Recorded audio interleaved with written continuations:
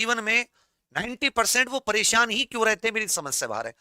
अरे भाई मैंने बताया रिजल्ट अब तैयार है, अब बस जारी करने की देरी है। और ये देरी कोई 4 6 10 8 10 दिन की नहीं है, ये 24 घंटे, अधिकतम 48 घंटे इस तरह की है। भर्ती बोर्ड कई सारी चीजों को सोच के चलता है उसके हिसाब से। तो ये रिजल्ट ऐसा नहीं है कि अब ये सारी कॉपी चेकिंग व्यवस्था सब कुछ रेडी होकर अब ये रिजल्ट बिल्कुल आने के लिए तैयार है। और आप जानते हैं डीवीपीएसटी की डेट पहले ही तय हो चुकी है, क्योंकि 17 अगस्त से आपके डीवीपीएसटी शुरू है। 17 अगस्त से डीवीपीएसटी शुरू है, और हमेशा डीवीपीएसटी से 20 22 दिन पहले ही आता है, कभी कभी तो 1 महीने पहले आता है। तो 20 22 दिन पहले, अब इसमें कोई लेट नहीं है। कल भी एक मीटिंग हुई थी भर्ती बोर्ड में, ये कि जो नॉर्मलाइज्ड मार्क्स हैं वो अभी दिखाए जाएं, या जब भर्ती पूरी हो जाए उसके बाद, फाइनल रिजल्ट के 1 हफ्ते बाद। जो यूपी होमगार्ड का रिजल्ट है फाइनल, क्योंकि इनकी डीवीपीएसटी दौड़ भाग हो रही है, तो डीवीपीएसटी के बाद में दौड़ भाग इनका अगस्त के एंड तक, सितंबर की शुरुआत में। अब आ जाता है यूपीएसआई, जो नई वैकेंसी है। 8,000 से 10,000 के तकरीबन पद होंगे, ज्यादातर सिविल पुलिस के। सितंबर में इसका नोटिफिकेशन। होमगार्ड की एक बड़ी भर्ती है, 40 से 45,000, क्योंकि जो ये अक्टूबर के दरमियान। और जो यूपी कांस्टेबल है, इसमें भी लगभग 45,000 के तकरीबन सिविल पुलिस की पोस्टें, जो कि नवंबर के महीने में इस साल 2026 में। एग्जाम बेशक इनके 5 6 महीने बाद होंगे, चुनावों के बाद, पर ये चुनावी भर्ती है। जो होता है ना कि सरकार एक बार चुनावी जैसे पैसे भेजती है ना खातों में, 10,000 5,000 3,000, तो वैसे एक प्रकार की से आप चुनावी भर्ती कहिए, कि जो सरकार जितने भी युवा स्टूडेंट है, उत्तर प्रदेश के युवा हैं, उन सबको एक ये समझाने के लिए हम लोग वैकेंसी लगातार निकाल रहे हैं। क्योंकि होमगार्ड की तो एक ही आई है। कांस्टेबल की अगर हम लोग देखें तो 2018 में 2 वैकेंसी आई, फिर 2023-24 वाली आई, और अब ये 2025। तो पूरे कार्यकाल में आप ये कहोगे टोटल 4 वैकेंसी कांस्टेबल की आई माननीय योगी जी के कार्यकाल में। और एसआई की तो केवल 2 वैकेंसी आई, एक 2021, एक 2025। एसआई की 10 साल में केवल 2 वैकेंसी। तो ऐसा नहीं कि सरकार ने बहुत ज्यादा कोई एक प्रकार से एहसान किया स्टूडेंट्स पर। आपके सामने एसआई की 2 वैकेंसी है, और कांस्टेबल की 4 वैकेंसी है। और 10 साल योगी जी मुख्यमंत्री रह चुके हैं। खूब सरकार ने माल कमाया, खूब सरकार ने बढ़िया अपनी, माल कमाने का अर्थ है कि खूब जनता में एक मतलब शासन किया, और 4 वैकेंसी आई। तो इसलिए सरकार को भी चीज समझ में आ रही है कि अब थोड़ा सा युवा जाग चुका है। अब ये जो प्रधान जी वाला इंसिडेंट हुआ है, इसके बाद में तो अब कोई डरता नहीं है। अब तुम कमेंट देख लेना, अब वो समय गया। तो अब क्या है कि अब जनता सवाल कर रही है नेताओं से कि भाई आपने हमारे लिए क्या किया है। अलग अलग, अब आप भी सवाल कर रहे हैं कि भाई आपने हमारे लिए क्या किया। तो ये कहेंगे कि जो हमने इतनी सारी वैकेंसी निकाली, पर वैकेंसी गिनोगे तो वैकेंसी 4 ही है, जिन्होंने अपने 10 साल के कार्यकाल में कांस्टेबल की और एसआई की केवल 2 वैकेंसी है। तो ये भी सारी की सारी चीजें हैं। तो जो साथी रेगुलर, अब मुझे आप ये बता के चलिए कि अगला आपका लक्ष्य क्या है। आप इनमें से किस एग्जाम को टारगेट करेंगे, एसआई लेवल के, या होमगार्ड, या कांस्टेबल, या जैसे कुछ ग्रेजुएट है उनकी एज है तो वो कांस्टेबल को भी करेंगे, एसआई को भी। बहुत से बच्चे मुझसे एज में छूट के लिए पूछते रहते हैं। तो एज में छूट का देखो, मैं कोई मुख्यमंत्री तो हूं नहीं।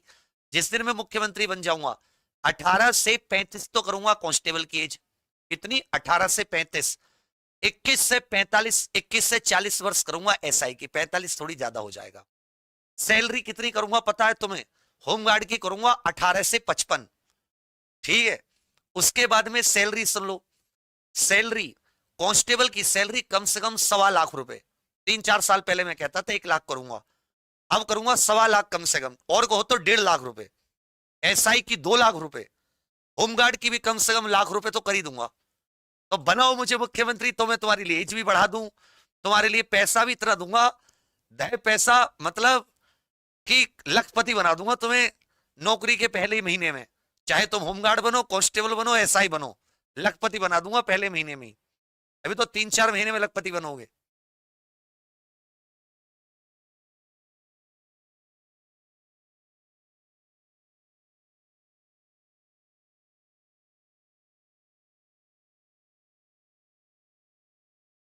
समझा मेरी बात?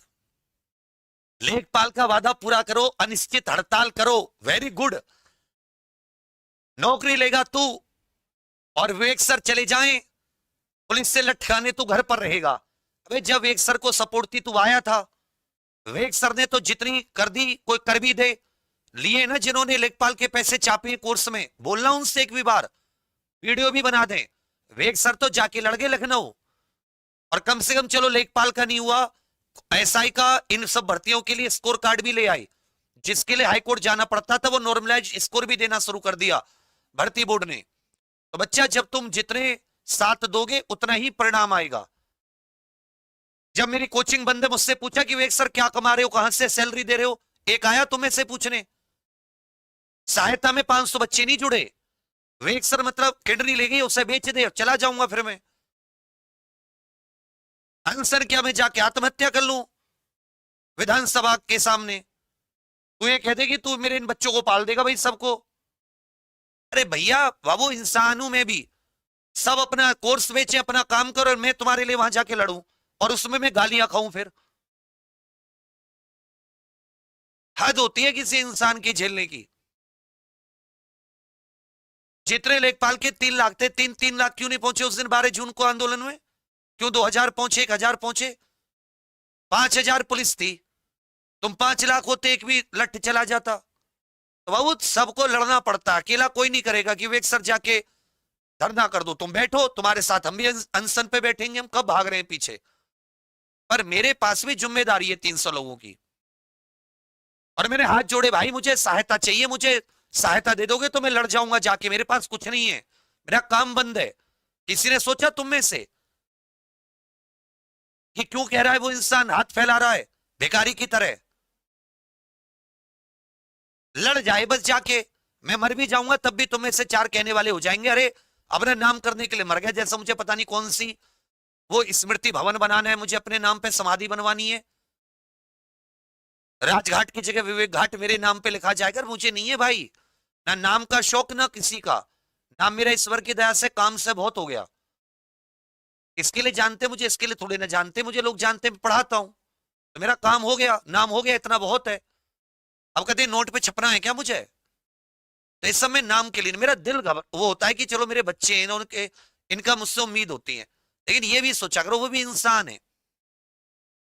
अपने लिए तो मैं कुछ मांगे नहीं, मैंने कहा कि मेरी कोचिंग बंद है, खुलवा दो भाई, एक ट्विटर कैंपेन भी कर लो उसके लिए, नहीं बोला आज तक, नहीं खोले कोई बात नहीं, तुम्हें मैं नहीं भटकाना चाहता, कल को नहीं लाछा लगवाना चाहता अपने लिए।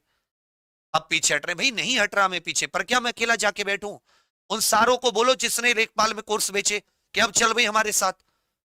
और अब मैं क्यों जाऊं, मेरी भी टीम जाएगी, सबकी टीम जाती है, क्या वो लाट राष्ट्रपति के औलादे हैं कि वो नहीं जाएंगे? मैं भी अपनी टीम को भेज देता हूं, मैं तो खुद मरता हूं, टीम भी जाती है। कभी कहीं कोई पुलिस वाला पकड़ के 4 बात बोलता, कहीं कोई, फिर भी कोई बेइज्जती इज्जत सहते हुए पहुंच जाते। और अभी कहां, फिर अभी एसएससी जीडी के लड़ रहे हैं 50% आरक्षण के लिए, जबकि एसएससी जीडी से 5 पैसे का कोई ऐसा लोभ लालच नहीं है। तो जहां गलत होता है वहां खड़े हो जाते हैं, पर हमारी भी एक क्षमता है, मेरी बात समझ रहे हैं? और अगर हम जैसा इंसान इतनी ही आवाज उठा रहा है, काम धंधे को दाप पे लगाकर, तो बाबू वो एक मोरल सपोर्ट बहुत है। अब जो एक ओरिजिनल स्टूडेंट है उसकी बात है, वो भी तो अपनी बात कहे ना। बताओ अगर मैं गलत कर दूं तो, गलत कह रहा हूं तो, कि हाँ जी मैं तुम्हें दोष नहीं दे रहा, पर मेरी एक क्षमता है, मेरा एक मतलब, क्षमता का मतलब समझो, रबड़ होती है उसको आप एक लेवल तक खींच सकते हो, फिर वो टूट जाती है। तो मेरी क्षमता जहां तक मैं सह पाता हूं लड़ लेता हूं, और अभी भी नहीं। अगर आप कुछ कहोगे लेखपाल वाले तो हम आपके साथ हैं, हर कदम पर आपके साथ हैं और हमेशा रहेंगे। 10 जगह तो ऐसा होगा बिना कहे खड़े हो जाते हैं, वीडियो सीधी बना देते हैं। अभी एसएससी जीडी के लिए भी लड़ रहे हैं कि भाई वो गलत हो रहा है, पूर्व अग्निवीरों को अग्निवीर परमानेंट करो उनको, क्यों 4 साल? तो वो तो चीज है। तो ये भर्ती है, इसके बारे में आप जो भी साथी, चाहे आप होमगार्ड के लिए, एसआई के लिए, कांस्टेबल के लिए, आप लगे रहो, जी जान झोंके रहो, पढ़ाई का शेड्यूल टूटने मत दो। और फोकस किस पे करना है, एक वर्ड बता रहा हूं, कॉन्सेप्ट और थ्योरी पर। एक बार कमेंट में लिख के बताओ, जो इस बात को समझ गए वो फाइनल लिस्ट में भी आएंगे। और जो जब तक भटकते रहोगे 100 जगह वीडियो देखनी, केवल आज 1000 क्वेश्चन करके सोऊंगा, तो आप कुछ ना कुछ मार्क्स से रहोगे, क्योंकि जिसका कॉन्सेप्ट और थ्योरी वो सारे क्वेश्चन कर लेता है। और आज अगर आप क्वेश्चन ज्यादा करके आते हैं, सारे करके आते हैं, तभी आप फाइनल लिस्ट में मांगिए। नहीं तो ऐसा नहीं कि बहुत ज्यादा वैकेंसी है या बहुत ज्यादा, जितनी वैकेंसी आएंगी उतना ही हर बार कंपटीशन भी बढ़ता जाएगा। ठीक है भैया, ये बात समझ में आ रही है? तो अपनी अपनी एलिजिबिलिटी के हिसाब से टारगेट करिए। एक चीज और आप सभी को बता दूं कि जो अपनी एग्जामपुर ऐप है उस पर साथ ही हमने हिंदी मीडियम और इंग्लिश मीडियम दोनों के, इंग्लिश मीडियम का अलग, हिंदी मीडियम का अलग, नोट्स के साथ फाइनल मेरिट बैच निकाला है यूपीएसआई का।